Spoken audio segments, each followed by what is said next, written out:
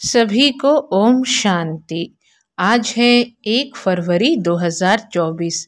प्रातः मुरली बाप दादा मधुबन। मीठे बच्चे, अब तक जो कुछ पढ़ा है वह सब भूल जाओ, एकदम बचपन में चले जाओ, तब इस रूहानी पढ़ाई में पास हो सकेंगे।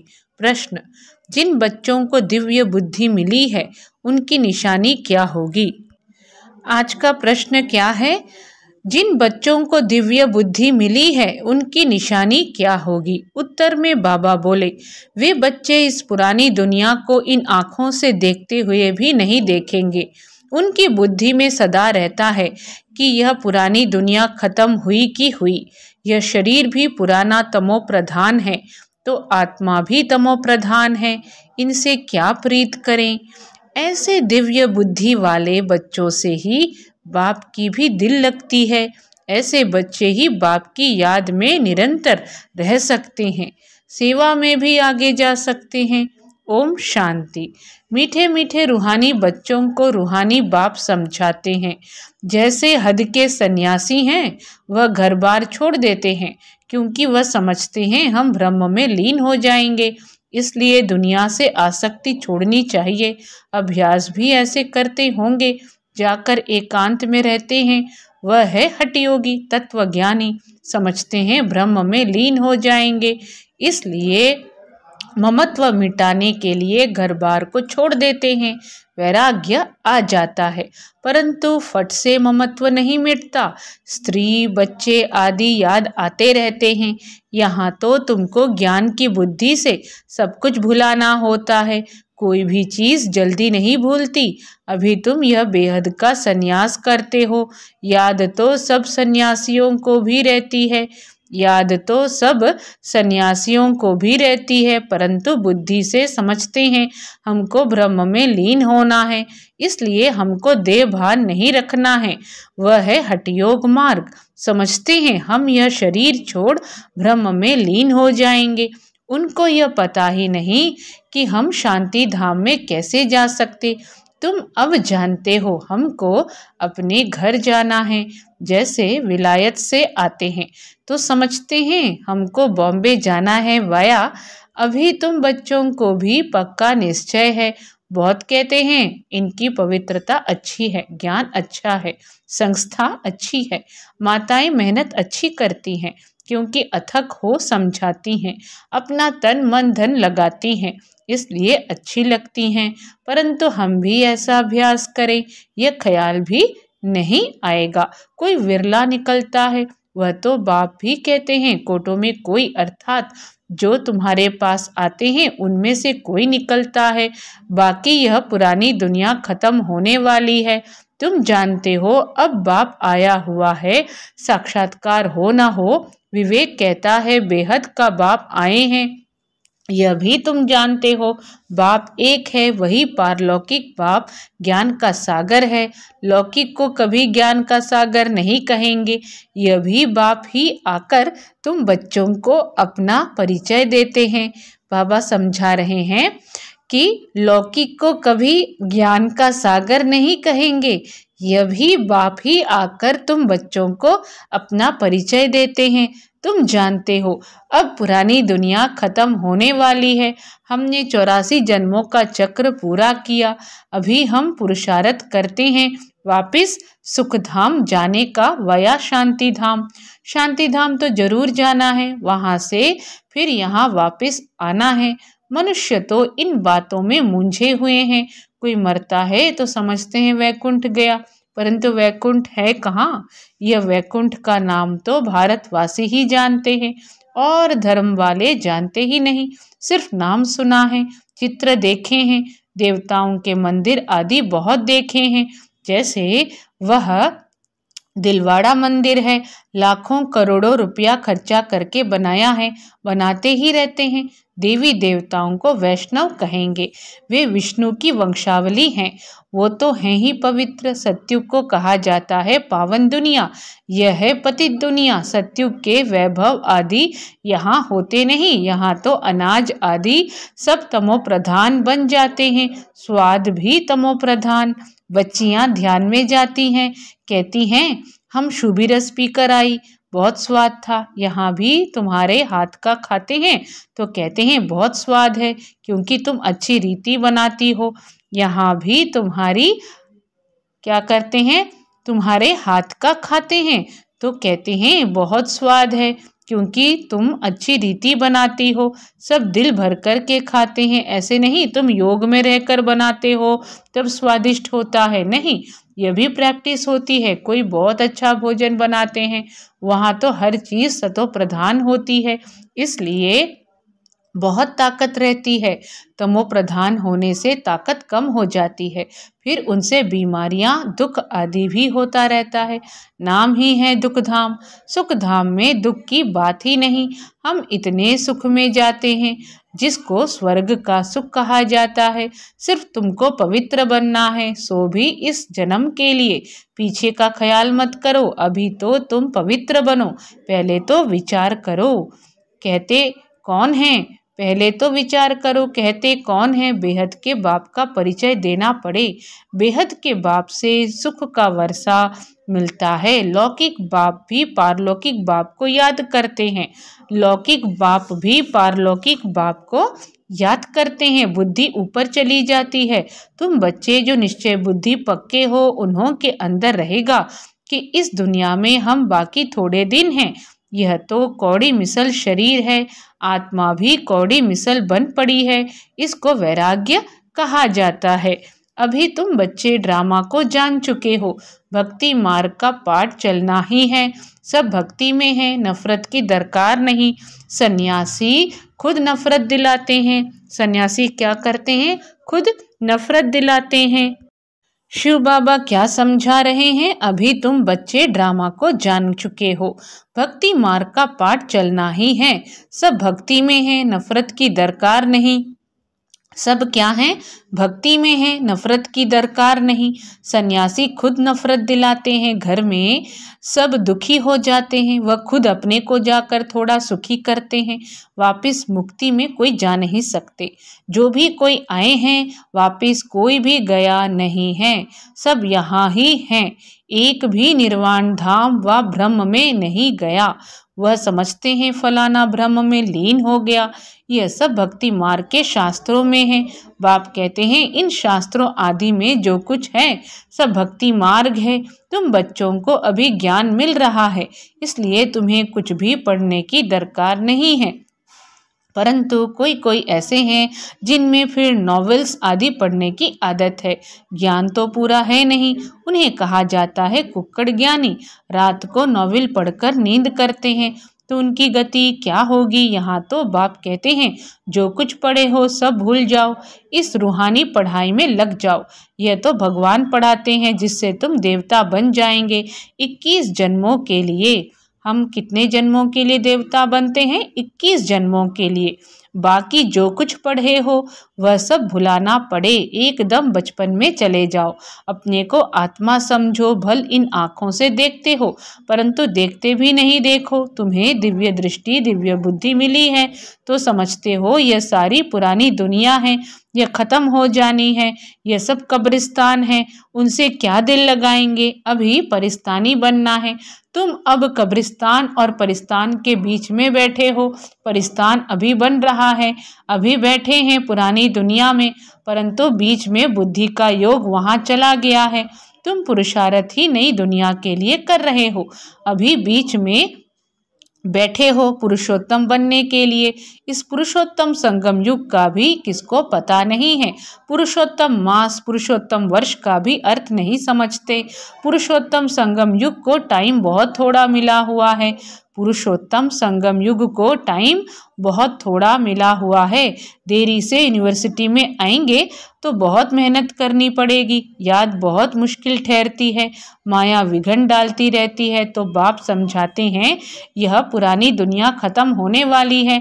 बाप भल यहाँ बैठे हैं देखते हैं, परंतु बुद्धि में है यह सब खत्म होने वाला है, कुछ भी रहेगा नहीं। यह तो पुरानी दुनिया है, इनसे वैराग्य हो जाता है। शरीरधारी भी सब पुराने हैं, शरीर पुराना तमो प्रधान है तो आत्मा भी तमो प्रधान है। ऐसी चीज को हम देखकर क्या करें। तो आत्मा भी तमो प्रधान है। ऐसी चीज को हम देखकर क्या करें? यह तो कुछ भी रहना नहीं है, उनसे प्रीत नहीं। बच्चों में भी बाप की दिल उनसे लगती है, बच्चों में भी बाप की दिल उनसे लगती है, जो बाप को अच्छी रीति याद करते हैं और सर्विस करते हैं। बाकी बच्चे तो सब हैं, कितने ढेर बच्चे हैं, सब तो कभी देखेंगे भी नहीं। प्रजापिता ब्रह्मा को तो जानते ही नहीं है। प्रजापिता ब्रह्मा का नाम तो सुना है, परंतु उनसे क्या मिलता है यह कुछ भी पता नहीं है। ब्रह्मा का मंदिर है, दाढ़ी वाला दिखाया है, परंतु उनको कोई याद नहीं करता है, क्योंकि उनसे वर्षा मिलना नहीं है। आत्माओं को वर्षा मिलता है एक लौकिक बाप से, दूसरा पारलौकिक बाप से। प्रजापिता ब्रह्मा को तो कोई जानते ही नहीं। यह है वंडरफुल। बाप होकर वर्षा न दे तो अलौकिक ठहराना, बाप होकर वर्षा न दे तो अलौकिक ठहराना। वर्षा होता ही है हद का और बेहद का, बीच में वर्षा होता नहीं। भल प्रजापिता कहते हैं, परंतु वर्षा कुछ भी नहीं। इस अलौकिक बाप को भी वर्षा पारलौकिक से मिलता है। इस लौकिक बाप को भी क्या कह रहे हैं बाबा कि इस अलौकिक बाप को भी वर्षा पारलौकिक से मिलता है। अलौकिक पिता कौन? ब्रह्मा बाबा।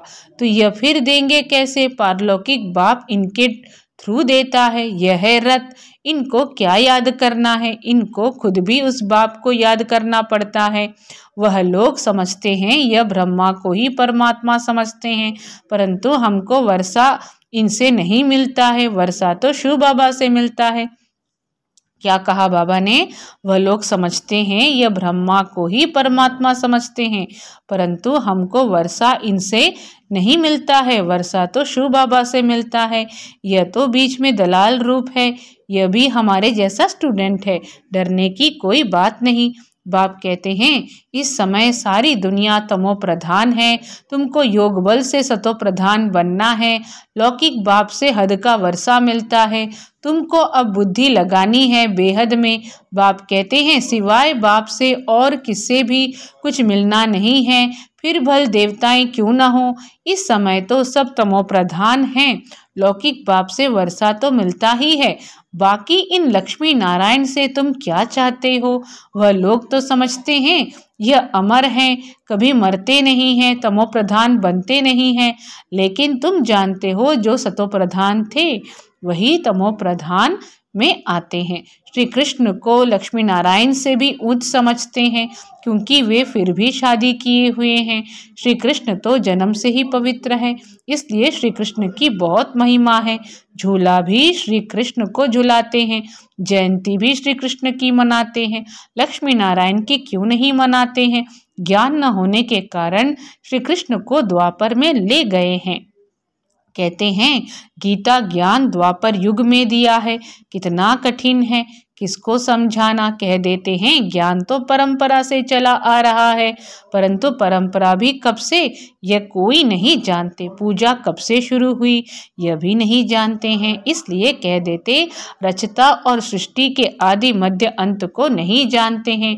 कल्प की आयु लाखों वर्ष कहने से परंपरा कह देते हैं, तिथि तारीख कुछ भी नहीं जानते। लक्ष्मी नारायण का भी जन्मदिन नहीं मनाते, इसको कहा जाता है अज्ञान अंधियारा। तुम्हारे में भी कोई यथार्थ रीति इन बातों को जानते नहीं, तब तो कहा जाता है। तो शिव बाबा क्या कह रहे हैं कि इसको कहा जाता है अज्ञान अंधेरा। किस बात को? कि लक्ष्मी नारायण का भी जन्मदिन नहीं मनाते, तुम्हारे में भी कोई यथार्थ रीति इन बातों को जानते नहीं, तब तो कहा जाता है महारथी घोड़े सवार और प्यादे गज को ग्राह ने खाया। ग्राह बड़े होते हैं, एकदम हप कर लेते हैं, जैसे सर्प मेंढक को हप करते हैं। भगवान को बागवान माली खिवैया क्यों कहते हैं? भगवान को क्या क्या कहा जाता है? बागवान माली खिवैया।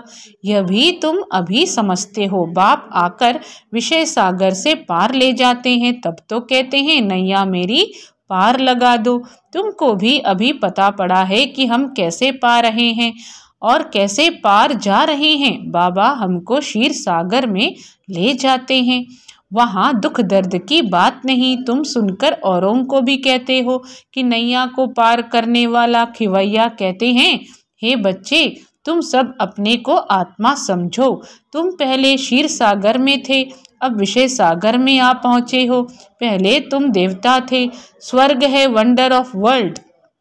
स्वर्ग क्या है?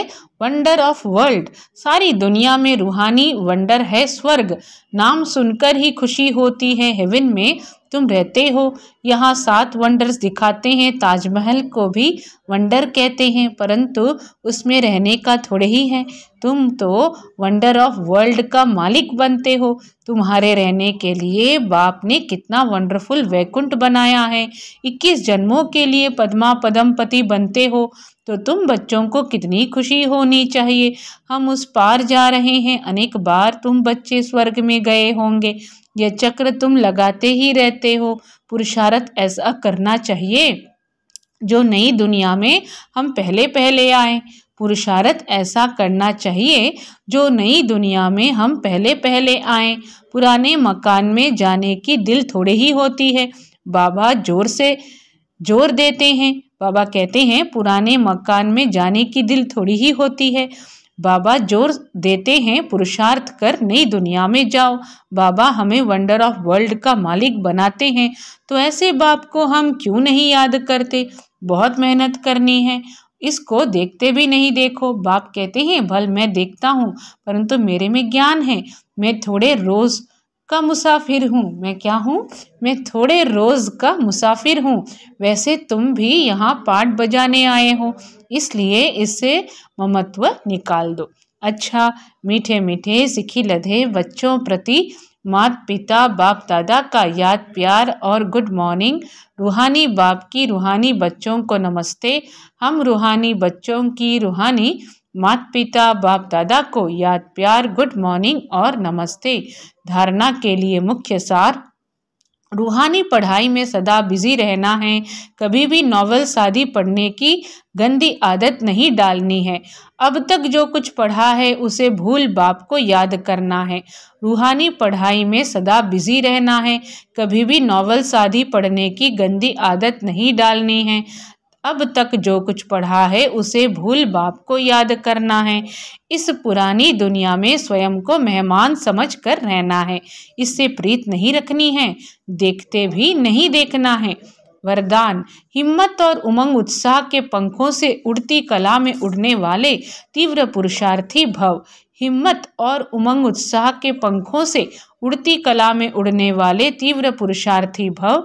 विस्तार में उड़ती कला के 2 पंख हैं, हिम्मत और उमंग उत्साह। किसी भी कार्य में सफलता प्राप्त करने के लिए हिम्मत और उमंग उत्साह बहुत ज़रूरी है। जहाँ उमंग उत्साह नहीं होता वहाँ थकावट होती है और थका हुआ कभी सफल नहीं होता। वर्तमान समय के अनुसार उड़ती कला के सिवाय मंजिल पर पहुंच नहीं सकते, क्योंकि पुरुषार्थ 1 जन्म का और प्राप्ति 21 जन्म के लिए ही नहीं, सारे कल्प की है। तो जब समय की पहचान स्मृति में रहती है तो पुरुषार्थ स्वतः तीव्र गति का हो जाता है। क्या कहा बाबा ने?